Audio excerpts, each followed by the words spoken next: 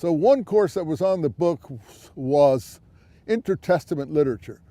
Well, who's going to take a course in intertestament literature? They wouldn't even know what it was. So I changed the title because I'd taken a Dead Sea Scrolls course for my master's at NYU in Hebrew and Near East Studies, Dead Sea Scrolls. So I changed it to Dead Sea Scrolls. I thought that was a catchy title, and people started registering. And I had to teach it every single term. Now, people at Harvard, Yale, Princeton, you name it, those kind of universities, they teach 1 or 2, even 3 courses maybe a year. We had to teach 4 courses a term. It was mandated by state law. You had to get these courses to go. So that was bad and good, because those chaps, as decent scholars as they are, don't really have to do a lot of teaching, therefore they don't learn a lot outside of their main field. I had to teach, and in teaching you learn. And that's what happened to me. I began to know the Dead Sea Scrolls because I had the whole collections of them backwards and forwards. I began to know the New Testament backwards. I had to teach a New Testament course. I invented a course called Paul and James because I discovered who they were by reading these courses. I didn't even know there was a guy called James when I started all of this. You know, and when I was reading the book of Acts, it jumped out at me. Who is this person, you know? Particularly in the we portion of Acts, the later portion, you know, he becomes very important. And you realize he's the leader of the early church if you read it carefully. And then Paul is in conflict with him. And who would have known that? I wouldn't have known that. You won't teach it, you learn it at graduate school. You only learn it through teaching, reading the text over and over and over again. Well, this is how I got into the fields which I got into.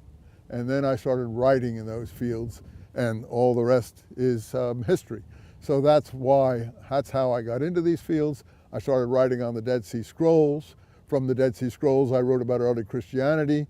From early Christianity, I got into the issues of what kind of Christianity we're talking about: Palestinian Christianity, overseas Christianity, Pauline Christianity, Romanized Christianity, or Dead Sea Scrolls style Christianity. The people who were working in the Greek language to present this to the Greco-Roman world, they're trying to find words that will reproduce a concept in the Hebrew language and in the scrolls or in the Bible that we're calling Messiah, Moshiach, whatever word you want to apply. And so the closest they could get was this, I don't know where they got it, frankly, this Christus, or Crestus at one point someone uses anyway. So the minute you're talking about Christus Christianity, you know you're talking about a Greco-Roman sort of production, a Hellenized a piece of material aimed at a Greco-Roman world. So that's where you get that form from in that kind of enclave. But as I discovered, that did not reflect what I later started calling Palestinian Christianity.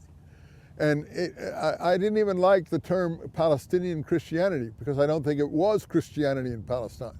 That's a Greek term. It's really Palestinian Messianism.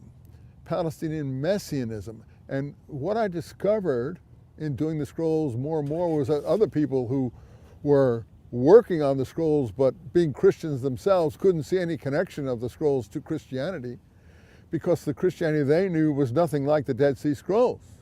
The Christianity they know is love, turn the other cheek, otherworldly, you know, etc., peaceful, and so on.